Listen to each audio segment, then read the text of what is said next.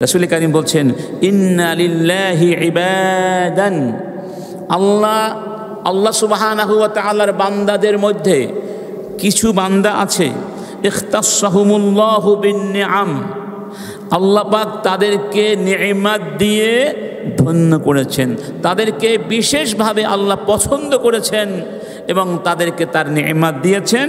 কেন? লিমানাফিল ইবাদ, যাতে করে তারা আল্লাহর বান্দাদেরকে সাহায্য করতে পারে।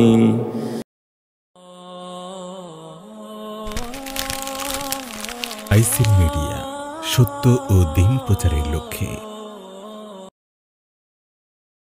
উপস্থিত সম্মানিত মুসল্লিয়ানি কেরাম,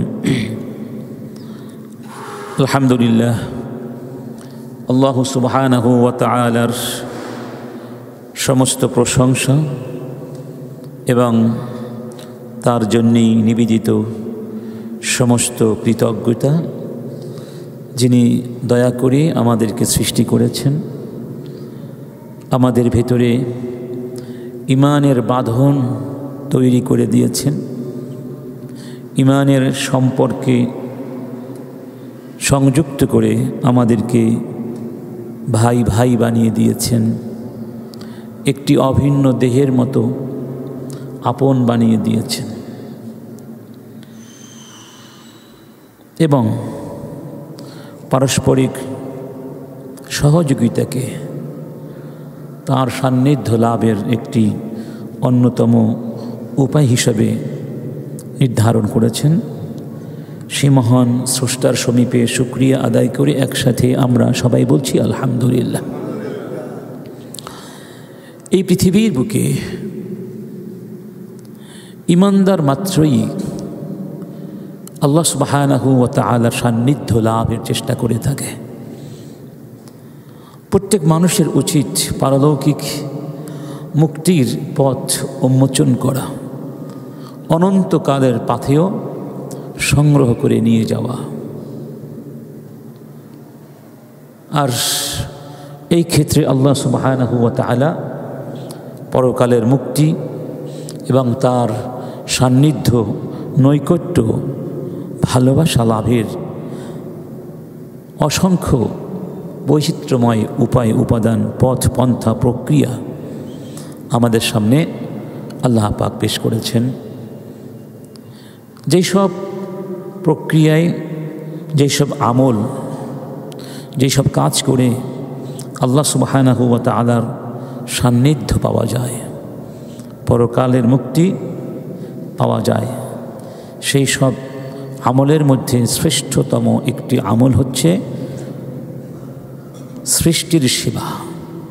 সৃষ্টির সেবা, পরের জন্যে নিজেকে নিবেদন করা, অন্যের প্রয়োজনে নিজেকে উপস্থাপন করা। যেমনটি আমরা বলেছিলাম বিগত জুমআতে বা বিগত আলোচনায়, আমাদের শিরোনাম ছিল সৃষ্টির সেবায় স্রষ্টার ভালোবাসা। আমরা প্রথম পর্ব আলোচনা শেষ করেছিলাম, আজকে দ্বিতীয় পর্ব ইনশাআল্লাহ। সম্মানিত ভাই এবং বন্ধুগণ, আজকের এই বিজ্ঞান এবং প্রযুক্তি সমৃদ্ধ পৃথিবীতে মানুষ কেমন যেন যন্ত্রের মতো হয়ে যাচ্ছে। মানুষের যে মানবিক অনুভূতি, অন্য মানুষের প্রতি যে ভালোবাসা, দায়বদ্ধতা, অন্য মানুষের উপকার করার যে ইচ্ছা, এগুলো ক্রমান্বয়ে যেন হারিয়ে যাচ্ছে এবং সেই জায়গায় স্থান করে নিচ্ছে স্বার্থপরতার চিন্তা, আত্মমুখিতা। আমরা যেন অনেকটাই এখন আত্মমুখী হয়ে পড়ছি। দিন যত যাচ্ছে স্বার্থপর হয়ে যাচ্ছে। নিজের স্বার্থ, নিজের সুখ, নিজের সমৃদ্ধি ছাড়া অন্য মানুষকে নিয়ে যেন ভাবার আমাদের সময় নেই।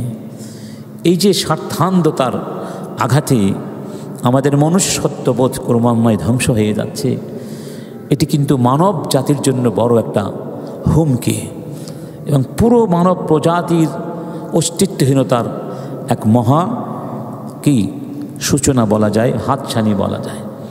এই জন্য আমরা এই বিষয়টি সামনে রেখে ইসলামের আলোকে সৃষ্টি সেবা, মানব সেবার গুরুত্ব, এর ফলাফল নিয়ে আলোচনা করছিলাম। আমরা গুরুত্ব আলোচনা করে ফলাফলগুলো আলোচনা পেশ করছিলাম। এই মহতি উদ্যোগ বা ব্রতে যারা ব্রতী হতে পারবে, মানুষের সেবায় যারা আত্মনিয়োগ করতে পারবে, আল্লাহ সুবহানাহু ওয়া তাআলার পক্ষ থেকে তাদের জন্য অনেক অনেক সুসংবাদ আছে। রাসূল করিম সাল্লাল্লাহু আলাইহি ওয়াসাল্লাম ইরশাদ করছেন, রাআইতু কওমান মিন উম্মতি আলা মানাবিরা মিন নূর। আমি আমার উম্মতের মধ্য থেকে একটি কওম বা কিছু মানুষকে দেখেছি, তারা নূরের মিম্বারের উপরে বসে আছে, নূরের আসনে সমাসীন। ইয়ামুরুনা আলা সিরাতি কাল বারকিল খাতিফি নূরুহুম তাশখাসু মিনহুল আবসার। এই মানুষগুলো পুলসিরাত পার হয়ে যাবে চোখ ধাঁধানো বিদ্যুৎ বেগে। দ্রুত আল্লাহ পাক তাদেরকে জাহান্নামের উপরে প্রতিষ্ঠিত সিরাত পার করে দিবেন। যে প্রসঙ্গে আল্লাহ পাক বলছেন, যে সিরাত প্রসঙ্গে আল্লাহ পাক বলছেন, ওয়া ইম মিনকুম ইল্লা ওয়ারিদুহা কানা আলা রাব্বিকা হাতমান মাকদিয়া সুম্মা নুনাজ্জিল্লাযীনা ইত্তাকাউ ওয়া নাযারুয যালিমিনা ফীহা জিসিয়া। আমি তোমাদেরকে প্রত্যেককেই জাহান্নামের উপরে প্রতিষ্ঠিত ওই সিরাতের উপরে আনব। আমি সবাইকেই সেখানে হাজির করব। এরপরে আমি শুধুমাত্র আমাকে যারা ভয় করত, তাকওয়ার আদর্শে যারা জীবন ধারণ করত, তাদেরকে আমি পুলসিরাত পার করিয়ে দেব, তাদের মুক্তি দিয়ে দিব, তাদেরকে জান্নাতে নিয়ে যাব। আর জালেমদেরকে ধরে ধরে আমি অধোমুখ করে জাহান্নামের দিকে ছুঁড়ে মারতে থাকব। আবু দারদা রাদিয়াল্লাহু আনহু, সেই প্রসিদ্ধ সাহাবী, একদিন বিছানায় বসে একা একা অঘরে কান্না করছিলেন। কেঁদে কেঁদে চোখের পানিতে গণ্ডদেশ ভাসিয়ে বালিশ পর্যন্ত ভিজিয়ে ফেলেছিলেন। তার এই কান্না দেখে কাছে থাকা স্ত্রীও অঘরে কান্না করলেন। এরপর স্ত্রী স্বামীকে জিজ্ঞেস করলেন, আপনি কেন কান্না করছেন? স্বামী জিজ্ঞেস করলেন, তুমি কেন কান্না করছো? স্ত্রী বললেন, আপনি কান্না করছেন তাই আমিও কান্না করছি। আপনার কান্না দেখে আমি আর চোখের পানি সংযত করতে পারিনি। আবু দারদা বললেন, এই আয়াতটি আমি স্মরণ করেছি, যে আয়াতটি পড়লাম না, রব্বুল আলামিনের সেই বাণী আমার হঠাৎ করে স্মরণ হলো, ওয়া ইম মিনকুম ইল্লা ওয়ারিদুহা কানা আলা রাব্বিকা হাতমান মাকদিয়া। কানা আলা রাব্বিকা হাতমান মাকদিয়া। আল্লাহ বলছেন, এটি আমার অলঙ্ঘনীয় অমোঘ সিদ্ধান্ত। আমি প্রত্যেককেই ওই সিরাতের উপরে আনব। এই সিদ্ধান্তের মধ্যে কোনো পরিবর্তন হবে না, নিশ্চিত সিদ্ধান্ত। এই কথাগুলো আমার মনে হয়ে গেল, তাই আমি কান্না করছি এই ভয়ে। জানি না সেই দিন সিরাত পার হতে পারবো কি না। রব্বুল আলামিন যাদেরকে সিরাত পার করিয়ে দিবেন, আমি কি তাদের মধ্যে থাকব, নাকি যাদেরকে রব ধরে ধরে জাহান্নামে ছুঁড়ে মারবেন তাদের ভিতরে থাকব?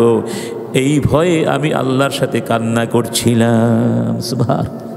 সাহাবী নীরবে নিভৃতে এভাবে আল্লাহর সাথে কেঁদেছেন ওই পুলসিরাতের ভয়ে। কিন্তু আমাদের তো সেই পুলসিরাতের কথা মনেও থাকে। 7 ব্যক্তিকে আল্লাহ কিয়ামতের ময়দানে ছায়া দেবেন, যেই দিন কোনো ছায়া আর থাকবে না, আর কোনো ছায়া থাকবে না। এই 7 জনের 7 শ্রেণীর একটি শ্রেণী কারা? যারা ওয়ারাজুলুন যাকারাল্লাহা খালিয়ান ফাফাদাত আইনাহ, যারা নিভৃতে নির্জনে আল্লাহকে স্মরণ করবে এবং আল্লাহর সাথে কাঁদবে।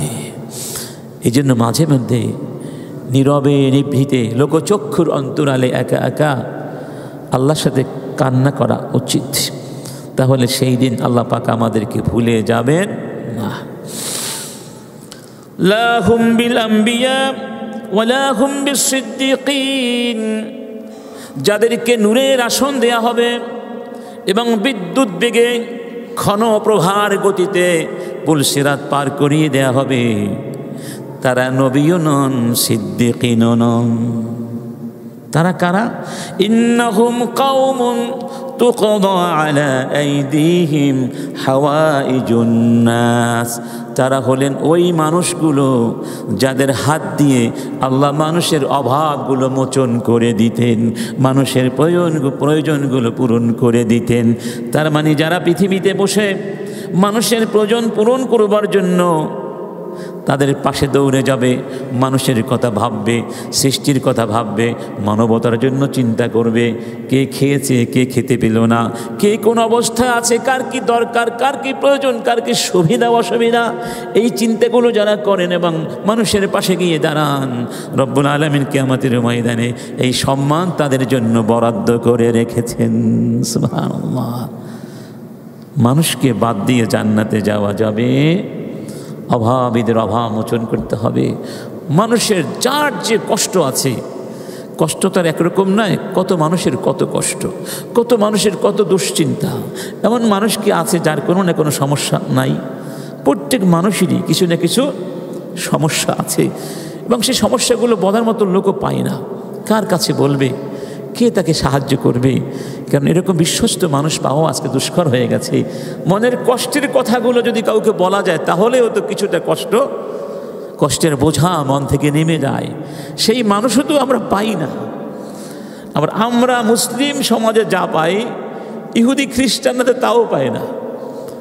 তাদের কথা বলার লোকও নাই। তারা কথা বলে বিড়ালের সাথে, কথা বলে কুকুরের সাথে, কথা বলে জন্তু জানোয়ারের সাথে। কারণ কথা বলার মানুষও তাদের এতটাই যন্ত্রবৎ এবং আত্মমুখী হয়ে পড়েছে ওই বস্তুবাদী সমাজ। সেই বস্তুবাদী সমাজের বিষ বাষ্প আমাদের সমাজেও কিন্তু এখন সংক্রামিত হতে শুরু করেছে। এবং এই যে সুখে দুঃখে মানুষের পাশে দাঁড়ানো, অভাব অনাটনে মানুষের কাছে গিয়ে সাহায্য করা, এটি শুধু মুসলিমদের মধ্যে সীমাবদ্ধ নয়, আপনজনদের মধ্যেই সীমাবদ্ধ নয়, বন্ধুদের মাঝেই সীমাবদ্ধ নয়। শত্রু যদি হয়, বিপদে পড়েছে, আপনার কাছে এসেছে বা তাকে সহযোগিতা করা দরকার, ইসলামের শিক্ষা হলো তাকেও সাহায্য করো, তাকেও সাহায্য করো। ধরুন আপনার সাথে আমার কোনো না কোনো কারণে একটু ঝগড়া হয়ে গেল, আপনি আমার প্রতিবেশী, আমি রাত্রে অসুস্থ হয়ে গেলাম, আমার ছেলে মেয়ে কেউ বাসায় নেই, তখন আপনার দায়িত্ব না আমাকে নিয়ে হাসপাতালে যাওয়া?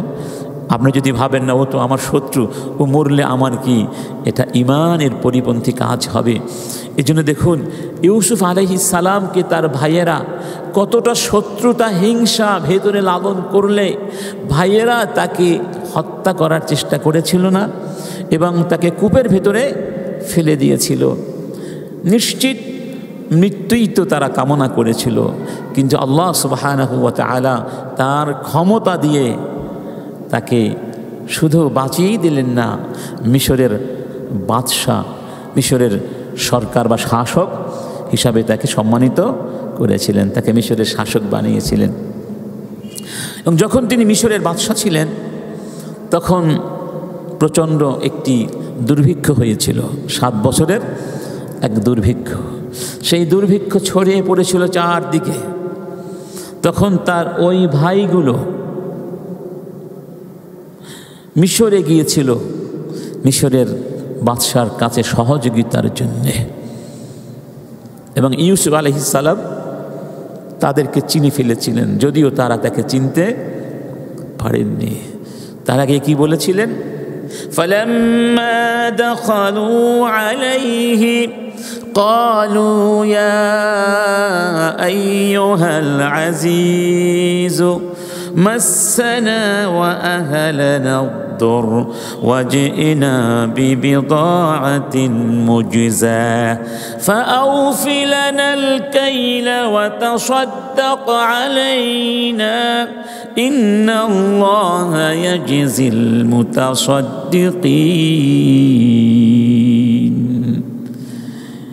তারা যখন মিশরের আজিজ, তখন মিশরের বাদশার উপাধি ছিল কি আজিজ।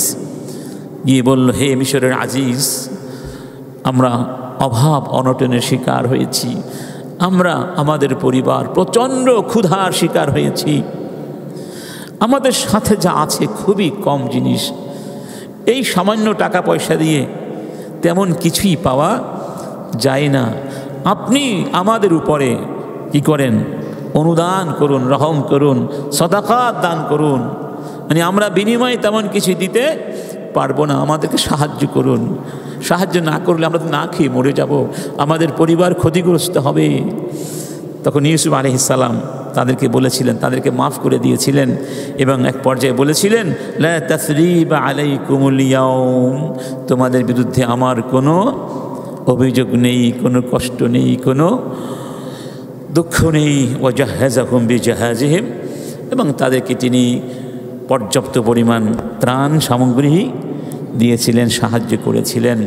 তিনি তো চাইলে তাদেরকে সাহায্য না করেও অপমান করে প্রতিশোধ নিতে পারতেন, যে তোমরাই তো আমাকে হত্যা করতে চেয়েছিলে আর এখন এসেছো আমার কাছে সাহায্য নিতে, তোমাদেরকে সাহায্য তো করবই না। বরং তিনি ইচ্ছা করলে তাদেরকে বন্দি করে মৃত্যুদণ্ডও দিতে পারতেন, কিন্তু তা করেছেন? করেননি। তিনি তাদেরকেও সাহায্য করেছেন। এটি হলো আমাদের ইসলামের শ্রেষ্ঠত্বতা, মহানুভবতা। আমাদের নবী, বিশ্ব নবী মুহাম্মাদুর রাসূলুল্লাহ সাল্লাল্লাহু আলাইহি ওয়াসাল্লাম, তিনি কেমন ছিলেন? 40তম বছরে ওহী প্রাপ্তির আগে যখন তিনি প্রথম ওহী পেলেন হেরা গুহায়, এবং অত্যন্ত ভীত, সন্ত্রস্ত, শঙ্কিত, আতঙ্কিত হয়ে ঘরে ফিরলেন। আমাদের মা আস-সাইয়্যিদা খাদিজাতুল কুবরা রাদিয়াল্লাহু আনহা আমাদের নবীকে সান্ত্বনা দিয়েছিলেন। কি বলে সান্ত্বনা দিয়েছিলেন? আল্লাহি, আল্লাহর কসম, লা ইউখজিকাল্লাহু আবাদান, আপনাকে আল্লাহ কখনোই লাঞ্ছিত, অপমানিত করতে পারেন না। অর্থাৎ আপনার ভয়ের কোনো কারণ নেই। আবশির, বরং আপনি সুসংবাদ গ্রহণ করুন। এ কথা কেন বলেছিলেন? এর ব্যাখ্যা তিনি এভাবে দিয়েছিলেন, ইন্নাকা লা তাসিলুর রাহিম, কারণ আপনি তো আত্মীয়তার বাঁধন রক্ষা করে চলেন, আত্মীয়তার হক আদায় করেন। ওয়া তাহমিলুল কাল, এবং যারা কাল, অসুস্থ, দুর্বল, অভাবী, যারা জীবনের বোঝা বহন করতে পারে না, দারিদ্র্যের কারণে হতে পারে, অসুস্থতার কারণে হতে পারে, শারীরিক দুর্বলতার কারণে হতে পারে, এই মানুষগুলোর পাশে গিয়ে দাঁড়ান, তাদের বোঝাগুলো আপনি বহন করেন। ওয়াতাকসিবুল মাদুম, ওয়াতাকসিবুল মাদুম, চিন্তা করুন, ওয়াতাকসিবুল মাদুম, এবং যাদের কিছু নাই, নিঃস্ব, রিক্ত, আপনি নিজে কষ্ট করে উপার্জন করেন, সেই উপার্জন তাদের মাঝে বন্টন করে দেন। সুবহানাল্লাহ। ওয়া তাকরিউদ দাইফ, মেহমানদেরকে আপ্যায়ন করেন, মেহমানদারি করেন, আপনি অতিথি পরায়ণ। ওয়া তুঈনু আলা নওয়াইবিল হাক্কি, অর্থাৎ বিপদে বিপদে, দুর্যোগে দুর্বিপাকে আপনি সাহায্য করেন। আর এই সব যেই মানুষের মধ্যে থাকে, এগুলো যার চরিত্র, তাকে তো আল্লাহ সম্মানিত করবেন, তাকে তো অপমানিত করার কথা নয়। তাহলে বোঝা গেল আমাদের নবীর আদর্শ হলো স্রষ্টার, সৃষ্টির সেবা করা, মানবতার সেবা করা। যদি সত্যি সত্যি আমরা নবীকে ভালোবেসে থাকি, নবীকে ভালোবাসার চেষ্টা করে থাকি, নবীর মহব্বত পাওয়ার জন্য আমাদের মধ্যে সত্যি মানে অভিপ্রায় থাকে, ইচ্ছা থাকে, আগ্রহ থাকে, তাহলে এই সুন্নাতটা আমাদেরকে ধারণ করতে হবে। আমরা কখনোই স্বার্থপর হতে পারবো না। এমনকি জাবের বিন আব্দুল্লাহ রাদিয়াল্লাহু আনহু তিনি বলছেন, মা সুইলা রাসূলুল্লাহি শাইআন কাত্তু ফাকালা লা। রাসূলের কাছে কোনোদিন কিছু চাওয়া হয় নাই, কোনোদিন কেউ কিছু চাইনি, আর রাসূল বলেছেন না। রাসূল কোনোদিন না শব্দটি বলতেন না। যে যা চাইতো তিনি না বলতেন না। এজন্য কবি বলেছেন, লাউলা তাশাহুদু লাকানা লাউহু নাহামি। যদি তাশাহুদের মধ্যে লা শব্দটি না থাকতো, আশহাদু আল্লা ইলাহা ইল্লাল্লাহ ও আশহাদু আন্না মুহাম্মাদান আবদুহু, তাহলে রাসূলের লা শব্দটি নাম হয়ে যেত। নাম মানি হা, লা মানি না। না শব্দটি রাসূলের ডিকশনারিতে অভিধানে ছিল না। সুবহানাল্লাহ। আমরা সেই নবীর উম্মত, আমরা কি সে আদর্শ ধারণ করেছি? এর কাছাকাছিও আমরা আছি? তিনি সৃষ্টির সেবা, মানব সেবা কিভাবে করতেন? এরস একটা গোত্র ছিল। ওই গোত্রের এক ব্যক্তি মক্কায় গিয়েছিল একটা উট নিয়ে। সেই উটটি ক্রয় করেছিল মক্কার নেতা আবুল হাকাম, আমর বিন হিশাম মানে আবু জাহাল। উটটি ক্রয় করে উটের মূল্য পরিশোধ করার ব্যাপারে টালবাহানা করতে লাগলো। উটের মালিক তো বিদেশি মানুষ, অনেক দূর থেকে এসেছে, এখানে তার কোনো আপনজন নেই। অনেকের কাছেই তিনি গিয়েছিলেন। শেষ পর্যন্ত কাবা প্রাঙ্গণে কিছু মানুষ বসে গল্প করছিল, কাফের জনগোষ্ঠী। তাদের কাছে গিয়ে সাহায্য চাইলেন, ভাই আমার হকটা আদায় করে দাও। তো ওই লোকগুলো অদূরেই ছিলেন মুহাম্মদুর রাসূলুল্লাহ সাল্লাল্লাহু আলাইহি ওয়াসাল্লাম। আর এই লোকগুলো জানতো যে আবু জাহালের সাথে মুহাম্মদুর রাসূলুল্লাহ কি আছে, শত্রুতা আছে। আবু জাহাল তাকে পছন্দ করে না। তাই তারা ওই আরাশি ব্যক্তিকে বলল, তোমরা ওই ব্যক্তির কাছে যাও, সে হয়তো তোমার হকটা আদায় করে দিতে পারবে। তারা কিন্তু এটা করেছিল ব্যঙ্গ করার জন্য এবং রাসূলকে একটি বিব্রতকর অবস্থার মধ্যে ফেলে দেওয়ার লক্ষ্যে, ভালো উদ্দেশ্যে বলেনি। ব্যক্তি যখন রাসূলুল্লাহ মুহাম্মদুর রাসূলুল্লাহ সাল্লাল্লাহু আলাইহি ওয়াসাল্লামকে গিয়ে পুরো সংবাদ বিষয়টি অবগত করলেন, বললেন, রাসূল কারীম বললেন, চলো আমার সাথে চলো। ওই ব্যক্তিকে নিয়ে রাসূল আবু জাহেলের বাড়ির দিকে রওনা করলেন। এই দিকে ওই যে মানুষগুলো বসেছিল তারা একজনকে পাঠিয়ে দিল তাদের মধ্য থেকে, একটু দূর থেকে অবজার্ভ করো মুহাম্মাদের সাথে আবু জাহেল কি আচরণটা করে এবং এসে আমাদেরকে গল্পটা বলবে। মুহাম্মদুর রাসূলুল্লাহ সাল্লাল্লাহু আলাইহি ওয়াসাল্লাম আবু জাহেলের বাড়ি গিয়ে দরজায় নক করলেন। আবু জাহেল ভেতর থেকে বলল, মান হাদা? নবীজি বললেন, মুহাম্মদ। কি বললেন? মুহাম্মদ। উখরুজ ইলাই, বের হও। ফাখারাজ, আবু জাহেল দরজা খুলে বের হলো এবং ওয়ামা ফি ওয়াজহিহি মিন রায়হা কদ উনতুকিআ লাউনুহু, রাসূলকে দেখার সাথে সাথে তার চেহারা শুকিয়ে গেল, চেহারা শুকিয়ে গেল, তার চেহারার মধ্যে কোনো রস নাই, আলো নাই। বুঝতে পেরেছেন? রাসূল কারীম বললেন, আ'তি হাযার রাজুলা হাক্কা, এই ব্যক্তির হক আদায় করে দাও।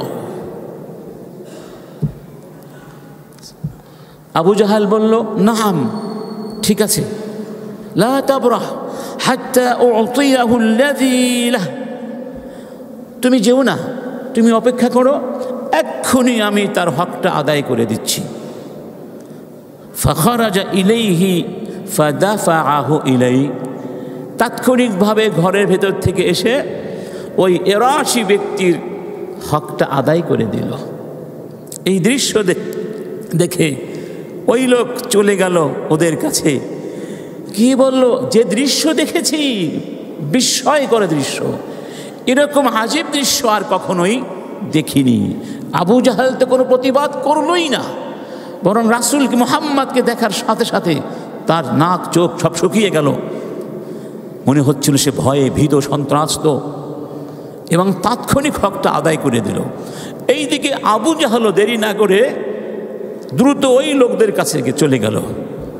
তো তারা বলল, কি আবু জাহেল, ব্যাপারটা কি?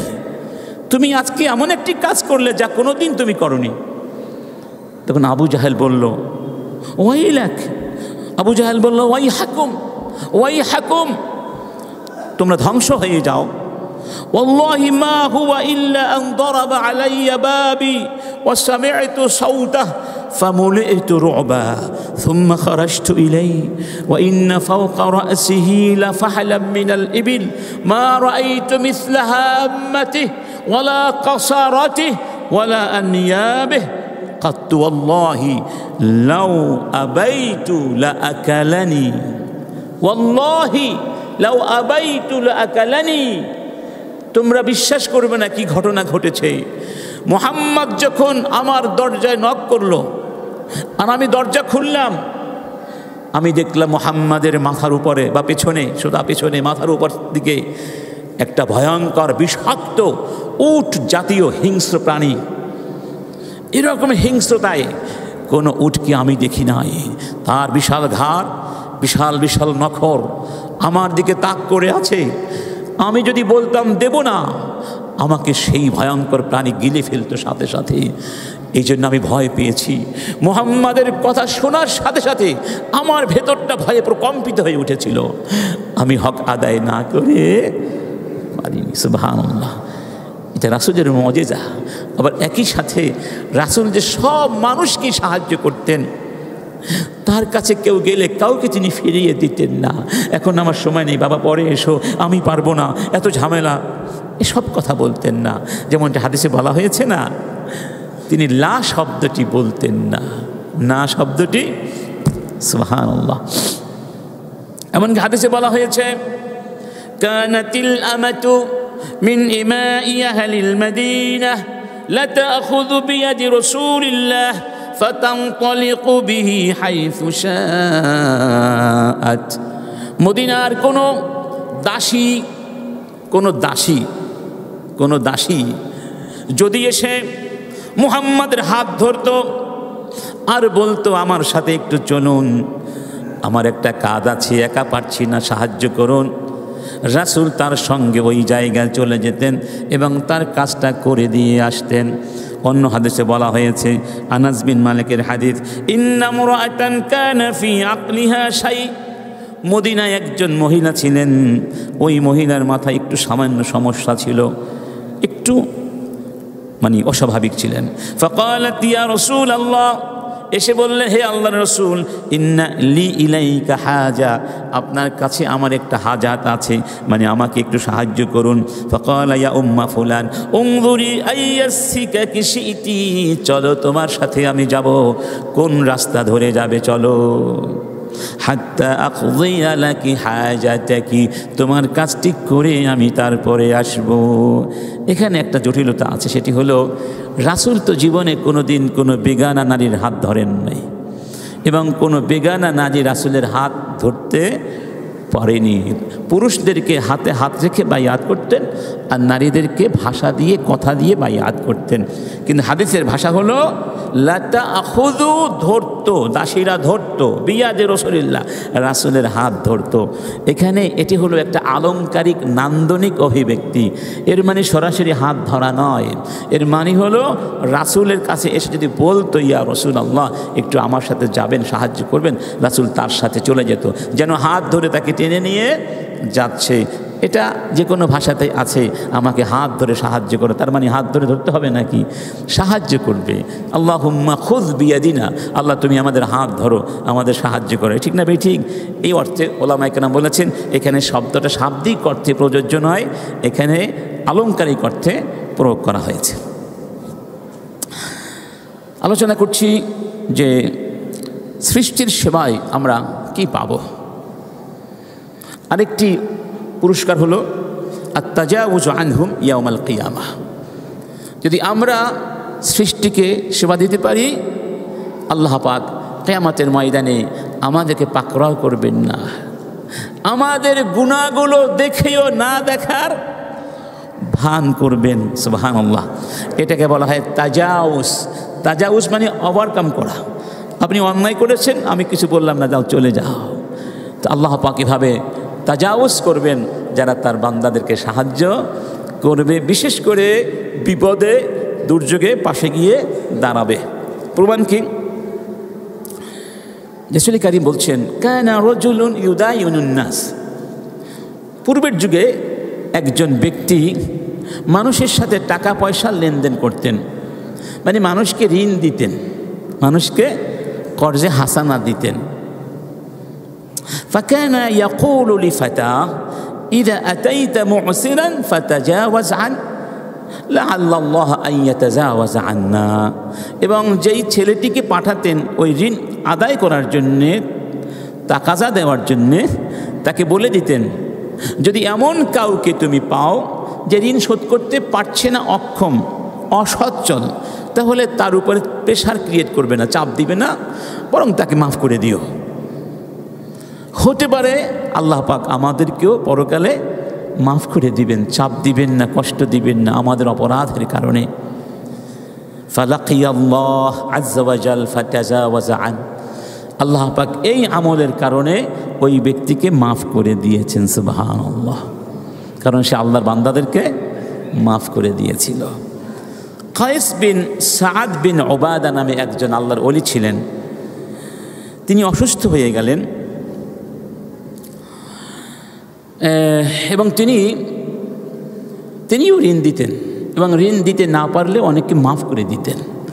হঠাৎ করে অসুস্থ হয়ে গেলেন, এত মানুষকে ঋণ দিয়েছেন, তিনি অসুস্থ হয়ে গেলেন, কিন্তু মাত্র কয়েকজন লোক ছাড়া কেউ তাকে দেখতে আসেনি।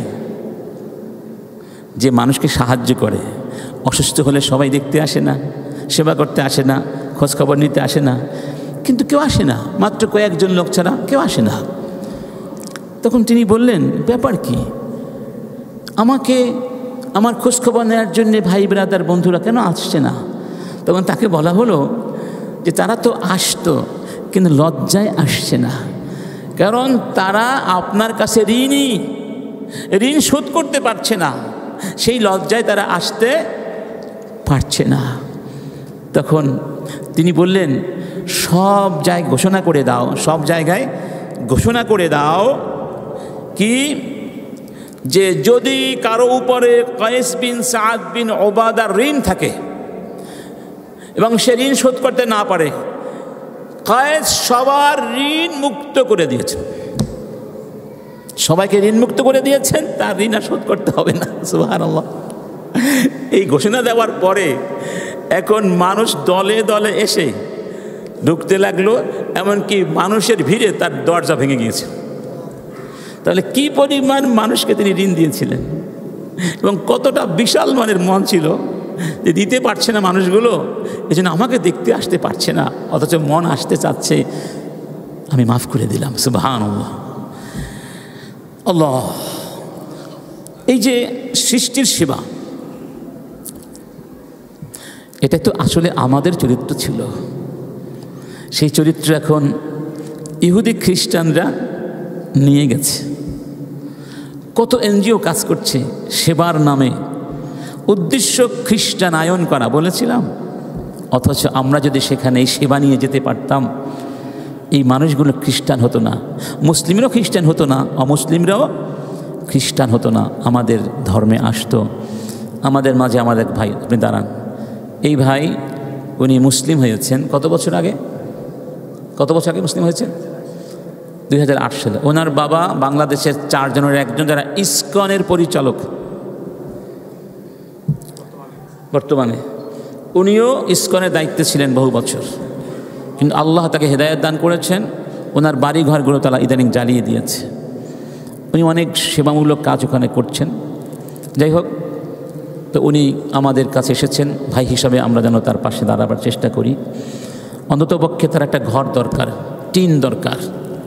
যে একটা ঘর যদি আমরা করে দিতে পারি, আমি আমাদের জানা মুখতার ভাইকে অনুরোধ করব, আমাদের আলহাজ জসিমউদ্দিন ভাইকে বলে যদি একটা ঘরের ব্যবস্থা করে দেওয়া যেত ভাইকে। কারণ আমাদের জসিম ভাই অনেক হাজার মানুষকে, কয়েক হাজার মানুষকে ঘর বানানো, টিন দেওয়ার সিদ্ধান্ত নিয়েছেন। যদি তাকেও তাদের মধ্যে গণ্য করা যায়, সব কিছু বিবেচনা করে, এটা আমরা অনুরোধ করব। আশা করি ইনশাআল্লাহ বিষয়টা বিবেচনা করবেন ইনশাআল্লাহ বসে, এবং সবাই আমরাও কিছু তাকে ভাই হিসাবে সাহায্য করার চেষ্টা করব। রাসূল কারীম বলছেন, الساعي على الأرملة والمسكين كالمجاهد في سبيل الله أو القائم الليل الصائم النهار الساعي على الأرملة আরমালা বলা হয় যাদের স্বামী নাই, বিধবা। এই বিধবা নারীদের পাশে যারা দাঁড়ায়, বিধবা নারীদের ভরণ পোষণ যারা করে, সাহায্য সহযোগিতা যারা করে, তাদের ব্যবস্থাপনাগুলো যারা করে দেয়, তারা হলেন ওই মানুষগুলোর মতো আল্লাহর পথে ধর্মীয় যুদ্ধে, জিহাদের ময়দানে যারা অনবরত জিহাদ করে চলছেন, কিংবা যারা সারা রাত জেগে জেগে নামাজ আদায় করছেন, কিংবা যারা সারা দিন অবিরাম ধারায় সিয়াম পালন করছেন, ওই মানুষগুলো যেই পরিমাণ সওয়াব পাবেন, এই মানুষ সেই পরিমাণ সওয়াব পাবে যেই মানুষটি বিধবাদের পাশে গিয়ে সাহায্য করতে গিয়ে দাঁড়ায়। বিধবার অসহায়, বেশিরভাগ বিধবা অসহায় হয়ে থাকে, ছেলে সন্তান থাকে, হয়তো বাবা মাও থাকে না, দেখার কেউ থাকে না। এই বিধবাদেরকে যারা সাহায্য করবে, পুনর্বাসন করার চেষ্টা করবে, এই হচ্ছে তাদের পুরস্কার। কার কাছে? আল্লাহর কাছে। সুবহানাল্লাহ বলবো না? এর চেয়ে বেশি আর কি চাওয়ার আছে আমাদের? সুবহানাল্লাহ। এই সমাজে বিধবা নাই, এরকম অসহায় মানুষ নাই, তাদের পাশে আমরা দাঁড়াবো না ইনশাআল্লাহ? ইনশাআল্লাহ। বিশেষ করে রাউজানের মানুষ, রাউজানে আসলে মনে হয় না গ্রাম, সত্যি এটাকে শহর মনে হয়। এর থেকে বোঝা যায় এলাকার মানুষগুলো ধনী, আলহামদুলিল্লাহ। বেশিরভাগ মানুষ এখানে অত্যন্ত সচ্ছল। অতএব অন্তত রাউজানের মধ্যে এরকম কোনো অসহায় বিধবা থাকতে পারে না। এটি হচ্ছে একটা পুরস্কার। জিহাদের সওয়াব পাওয়া যাবে, সিয়ামের সওয়াব পাওয়া যাবে, রাত জেগে ইবাদতের সওয়াব পাওয়া যাবে। আরেকটি অ্যাওয়ার্ড বা রিওয়ার্ড হচ্ছে আমালুন ইউদখিলুল জান্নাহ।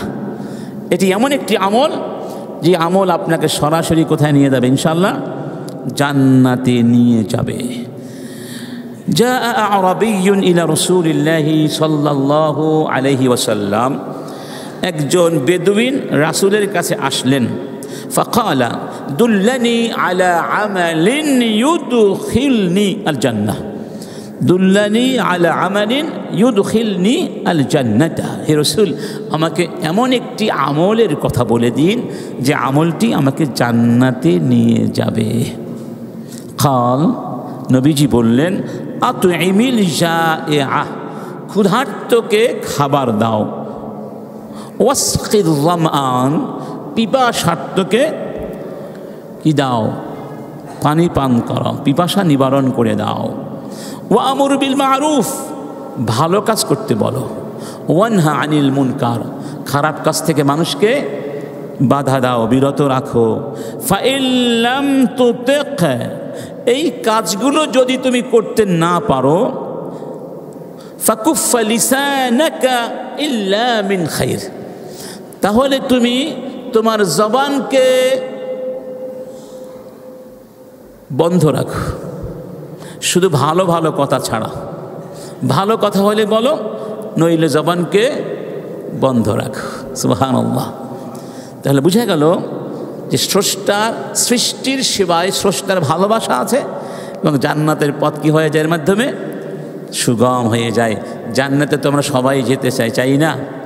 এই একটু সামান্য একটা আমল, যদিও আমাদের কাছে সামান্য মনে হয়, এটা আল্লাহর কাছে অসামান্য অসাধারণ আমল। সুবহানাল্লাহ। আমরা একটু আগেও বলেছিলাম যে অমুসলিমদের আগে বলেছিলাম শত্রু হলেও সাহায্য করা, আর এখন এই সাহায্যের পরিধি অমুসলিমদেরকেও পরিবেষ্টন করে। ওমর ইবনে খাত্তাব যখন খলিফা ছিলেন, রাস্তা দিয়ে হাঁটছিলেন, ফারাআ রাজুলান ইয়াতাসাওয়াল, হঠাৎ করে দেখলেন একজন ব্যক্তি রাস্তায় ভিক্ষা করছেন। ফাকালা লা মা লাকা ইয়া শাইখ, ওই লোকটি একটু বয়সে ছিল, বৃদ্ধ ছিল। বললেন, তুমি কেন ভিক্ষা করছো? হে শায়েখ, শায়েখ মানে বৃদ্ধ মানুষ, সম্মানার্থে বলা, শায়েখ আপনি ভিক্ষা করছেন কেন? ফাকাল রাজুল, লোকটি বললেন, আনা ইয়াহুদি, আনা ইয়াহুদি, আমি হলাম ইহুদি। কাবুরাত সিন্নি, বয়স অনেক হয়ে গেছে। ওয়াশাবা শারি, চুলগুলোতে কি পাক ধরেছে, চুল পেকে গেছে। অরক্কা আজমি, আর আমার হাড়গুলো এখন নরম হয়ে গেছে। ও আতাসাওয়াল লিআদফা আল জিজিয়া, রাষ্ট্রকে ট্যাক্স দিতে হয়, জিজিয়া ট্যাক্স, সেই ট্যাক্স দেওয়ার জন্যে আমি ভিক্ষা করছি।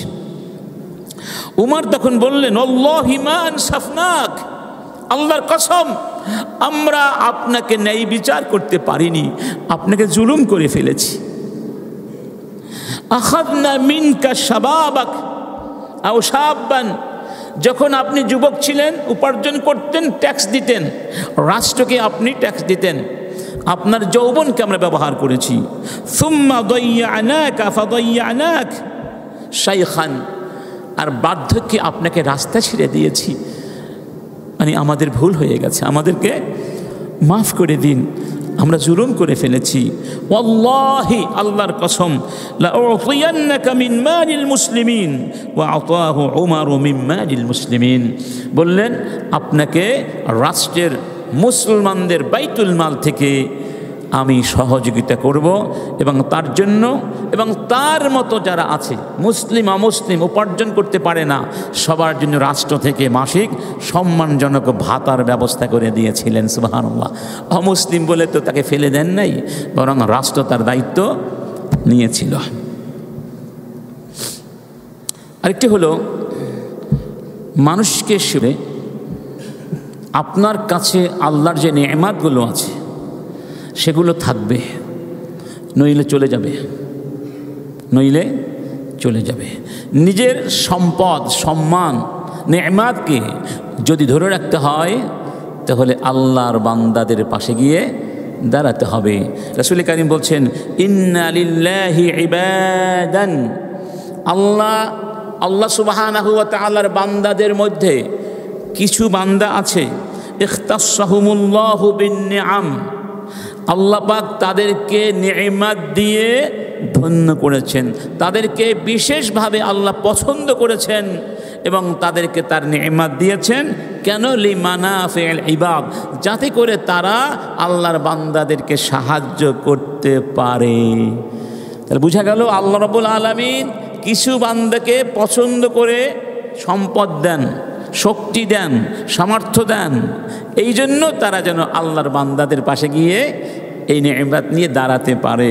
ইউকিরহুম ফিহা মা বাদালুহা, যতদিন পর্যন্ত তারা এই নেয়ামতকে মানুষের জন্য ব্যয় করবে, ততদিন এই নেয়ামত আল্লাহ তাদের কাছে রাখবেন। ফাইদা মানাউহা, যখন থেকে তারা মানুষের পাশে আর দাঁড়াবে না, আল্লাহর নেয়ামত নিজেরাই ভোগ করতে চাইবে সবটুকু, নাযাআহা মিনহুম, আল্লাহ পাক তখন ওই নেয়ামতকে তাদের কাছ থেকে ছিনিয়ে নেবেন। ফাহাওয়ালাহা ইলা গায়রিহিম, এবং এটা নিয়ে অন্যদেরকে দিবেন, যাদের মাধ্যমে আল্লাহ তার বান্দাদেরকে সাহায্য করবেন। সুবহানাল্লাহ, আল্লাহু আকবার। অতএব আরেকটা হাদিসে বলা হয়েছে, ইন্না লিল্লাহি ইবাদান ইখতাসসাহুম বিহাওয়াইজিন নাস, আল্লাহ সুবহানাহু ওয়া তাআলার এমন কিছু বান্দা আছে যাদেরকে আল্লাহ বিশেষভাবে পছন্দ করে নিয়েছেন, যাতে তারা মানুষের হাওয়াইজ অভাব পূরণ করতে পারে। ইয়াফজাউন নাসু ইলাইহিম ফি হাওয়াইজিহিম, লোকজন যখন কোনো সমস্যায় পড়ে, অভাবে পড়ে, হাজাতের মধ্যে পড়ে, তাদের কাছে ছুটে যায়। উলাইকা আমিনুনা মিন আযাবিল্লাহ, এরাই পরকালে আল্লাহর আযাব থেকে নিরাপদে থাকবে। তাহলে মানুষের হাজাত যারা পূরণ করবে, আল্লাহর কাছে কিয়ামতের ময়দানে তারা আযাব থেকে নিরাপদে থাকবে, নিরাপদে। আমরা সবাই তো শ্রেষ্ঠ হতে চাই, ঠিক না? সবার চেয়ে সেরা হতে চাই। কেমন সেরা? যেই সেরা আল্লাহ পছন্দ করেন। মানুষ বিভিন্নভাবে সেরা হতে চায়। কেউ নায়িকা হয়ে সেরা হতে চায়, কেউ গায়িকা হয়ে সেরা হতে চায়, কেউ আবার সন্ত্রাসী হয়ে সেরা হতে চায়, আবার কেউ ইবাদত করে আল্লাহর কাছে প্রিয় হতে চায়, আল্লাহর কাছে সেরা বা শ্রেষ্ঠ হতে চায়। হাদিসের ভিতরে আল্লাহর দৃষ্টিতে কারা কারা সবচেয়ে সেরা এদের পরিচয় দেওয়া আছে না? যেমন খায়রুকুম মান তাআল্লামাল কুরআনা ওয়া আল্লামা, আল্লাহর কাছে তারাই সবার চেয়ে সেরা যারা কোরআন শেখে, অন্যকে শিক্ষা দেয়। তদ্রূপ রাসূল করিম সাল্লাল্লাহু আলাইহি ওয়াসাল্লাম বলছেন, খায়রুন নাসি আনফাউহুম লিন-নাস, মানুষের মধ্যে তারাই সেরা আল্লাহর কাছে, সবার চেয়ে শ্রেষ্ঠ তারাই এই পৃথিবীর নক্ষত্র, স্টার্স, যারা মানুষকে বেশি সাহায্য করে। আর একটা হাদিসে বলা হয়েছে, আল খালকু কুল্লুহুম আয়ানুল্লাহ ওয়া তাহতা কানাফে, সমগ্র সৃষ্টি আল্লাহর পরিবার, আল্লাহর তত্ত্বাবধানে আছে। ফা আহাব্বুল খালকি ইলাল্লাহি মান আহসানা ইলা আয়ালিহি, আল্লাহর কাছে সবচেয়ে আহাব্বা, প্রিয় সেই ব্যক্তি যেই ব্যক্তি আল্লাহর পরিবারকে বেশি ইহসান করে, সহযোগিতা করে। ও আবগাদুল খালকি ইলাল্লাহ, আল্লাহর কাছে সবচেয়ে আবগাদ, সবচেয়ে ঘৃণিত, ধিক্কৃত সেই ব্যক্তি মান দাইয়াকা আলা আয়ালিহি, যেই ব্যক্তি আল্লাহর বান্দাদেরকে কষ্ট দেয়। সাহায্য তো করেই না, নানাভাবে তাদেরকে কষ্ট দেয়, সংকীর্ণতা সৃষ্টি করে, প্রেশার ক্রিয়েট করে, তাদের সামনে সমস্যা সৃষ্টি করে। অতএব তারা আল্লাহর কাছে শ্রেষ্ঠ হতে পারে না। আর একটা হাদিসে বলা হয়েছে, আল মুমিনু ইয়ালাফু ওয়া ইউল্লাফ, সেই মুমিন, সেই ব্যক্তিই মুমিন, সেই ব্যক্তিই মুমিন যে অন্যকে ভালোবাসে, অন্যরা যাকে ভালোবাসে। ওয়ালা খায়রা ফী মান লা ইয়ালাফু ওয়ালা ইউলাফু, যেই ব্যক্তি অন্যদেরকে পছন্দ করে না, অন্যরাও তাকে পছন্দ করে না, তার মধ্যে কোনো কল্যাণ নেই। খায়রুন নাসি আনফাউহুম লিন-নাস, এখানে বলা হয়েছে মানুষের মধ্যে সেই ব্যক্তি সেরা যারা মানুষকে বেশি সহযোগিতা করে। অন্যদেরকে সাহায্য করা এটা সাদাকা। এটি কি? সাদাকা।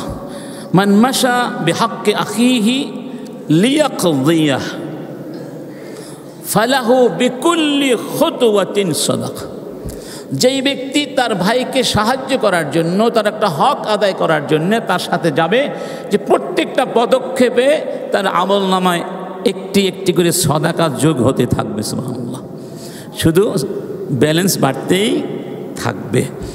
এবং আল্লাহ পাক তাদেরকে সমস্ত বিপদ আপদ থেকে, অপমৃত্যু থেকে, হালাক থেকে, পদচ্যুতি থেকে বাঁচিয়ে রাখবেন। হাদিসে বলা হয়েছে, সাদাকাতুস সির তুতফিউ গাদাবার রব, গোপনে গোপনে যে সাদাকা দেয়া হয়, এই গোপন দান খয়রাত এর মাধ্যমে আল্লাহর গজবের আগুন নিভে যায়। ওয়াসিলাতুর রাহিম তাজিদু ফিল উমর, আত্মীয়তার বন্ধন বজায় চললে হায়াতকে আল্লাহ বাড়িয়ে দেন, হায়াতের মধ্যে বর্ধন ঘটে। এটা দুইভাবেই হতে পারে। একেবারে একটা হলো যে অর্থে আমরা সাধারণত বুঝি, আর একটা হায়াতের মধ্যে বরকত বেশি হবে। একজন ব্যক্তি 40 বছর জীবন পেয়েছে, কিন্তু এত বেশি আমল করেছে, এত বেশি অ্যাচিভমেন্টস তা 200 বছরে করা যায় নাই, তাহলে তার জীবনের দাম বেশি না? বেশি না কম? না। ওয়া ফি'লুল মা'রুফ তাত্তাকি মাসারিআস সু। মারুফ মানে ভালো কাজ, কল্যাণজনক কাজ, জনহিতকর কাজ, জনকল্যাণমূলক কাজ। এই কাজ করলে আল্লাহ পাক তাকে বিপদ থেকে, আপদ থেকে, অপমৃত্যু থেকে হেফাজত করবেন। সুবহানাল্লাহ। এবং জান্নাতে প্রথম যাবে কারা? ইন্না আহলাল মারুফ ফিদ দুনিয়া হুম আহলুল মারুফ ফিল আখিরাহ। আহলুল মারুফ যারা কল্যাণজনক কাজ করে তাদেরকে বলা হয় আহলুল মারুফ। যারা দুনিয়াতে আহলুল মারুফ তারা পরকালেও আহলুল মারুফ। এরপরে বলছেন ওয়া ইন্না আউওয়ালা আহলিল জান্নাতি দুখুলান আহলুল মারুফ। এবং যারা কিয়ামতের ময়দানে সবার আগে জান্নাতে যাবে তারা হলেন আহলুল মারুফ, যারা মানুষের জন্য কাজ করে, মানুষের জন্যে কাজ করে। অতএব আল্লাহর বান্দাদেরকে কষ্টে দেখে, বিপদে দেখে নির্বিকার চিত্ত থেকে আল্লাহর মহব্বত পাওয়া যাবে না। আজকে যেটিতে শেষ করব সেটি হলো, এই পৃথিবী থেকে সবাই কিন্তু আমরা চলে যাব, কেউ থাকতে পারবে না। সেই ব্যক্তি কত ভাগ্যবান মনে করুন, যে ব্যক্তি মরে গেছে, দুনিয়া থেকে চলে গেছে, কিন্তু তার আমল রয়ে গেছে। সে কবরের মধ্যে ওই আমলের সওয়াব পাচ্ছে, নেয়ামত পাচ্ছে, পুরস্কার পাচ্ছে। সেই ব্যক্তির চেয়ে ভাগ্যবান কেউ হতে পারে? এখন প্রশ্ন হলো, কি কি আমল দুনিয়ায় রেখে গেলে এই আমলের প্রতিদান, সওয়াব প্রাপ্তি আপনি মৃত্যুর পরেও অবিরাম ধারায় প্রাপ্ত হবেন? একটা হাদিসে 3টি আমলের কথা বলা হয়েছে, আর একটা হাদিসে 1 2 3 4 5 6 7 7টি আমলের কথা বলা হয়েছে। সুবহানাল্লাহ। একটি হলো, এটা আমাদের কাছে প্রসিদ্ধ হাদিস, ইযা মাতা ইবনু আদম ইনকাতা আমালুহু ইল্লা মিন সালাস। মৃত্যুর সাথে সাথে সব আমলের ধারা বন্ধ হয়ে যায়, 3টি আমল চলমান থাকে। সাদাকাতুন জারিয়া, সাদাকা জারিয়া। যেমন আমাদের আলহাজ জসিমউদ্দিন ভাই এই মসজিদটা নির্মাণ করেছেন, এভাবে যারা হাজার হাজার মসজিদ নির্মাণ করে দিয়েছেন, টাকা পয়সা দিয়েছেন, এগুলো সাদাকা জারিয়া না? হাসপাতাল নির্মাণ করেছেন, মাদ্রাসা নির্মাণ করেছেন, রাস্তাঘাট নির্মাণ করে দিয়েছেন, এই সব কিছু সাদাকা জারিয়া। যতদিন এগুলো থাকবে ততদিন সওয়াব চলমান থাকবে। তারপর একটি হলো কি, আও ইলমুন ইউনতাফাউ বিহ। এমন এলেম, জ্ঞান, জ্ঞানের ধারা সৃষ্টি করে গেছেন যা মৃত্যুর পরেও চলমান থাকবে। মনে করুন যেই আলোচনাগুলো আমরা করছি এগুলো জ্ঞান, এই জ্ঞানগুলো আমি আপনাদের মাঝে বিতরণ করার চেষ্টা করছি।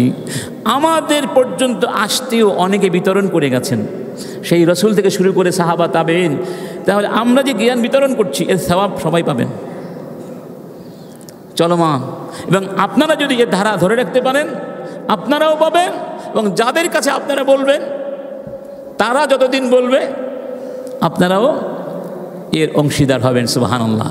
তার মানে এবার এই নয় যে আপনাদের বা তাদের সওয়াবটা কমে যাবে, কারো সওয়াব এতটুকু কমবে না। সুবহানাল্লাহ। 3 নম্বর, আও ওয়ালাদুন সালিহুন ইয়াদউ লাহ। যদি কেউ ভালো সন্তান রেখে মারা যায়, একটু খেয়াল করুন তো, এই সবগুলো আমল এক শ্রেণীর আমল, সেম ক্যাটাগরির আমল। কোন ক্যাটাগরির? জনকল্যাণমূলক। সাদাকা জারিয়া জনকল্যাণ, এলেম জনকল্যাণ, নেক সন্তান জনকল্যাণ। কারণ নেক সন্তান মানে ভালো নাগরিক, সুনাগরিক, ভালো মানুষ।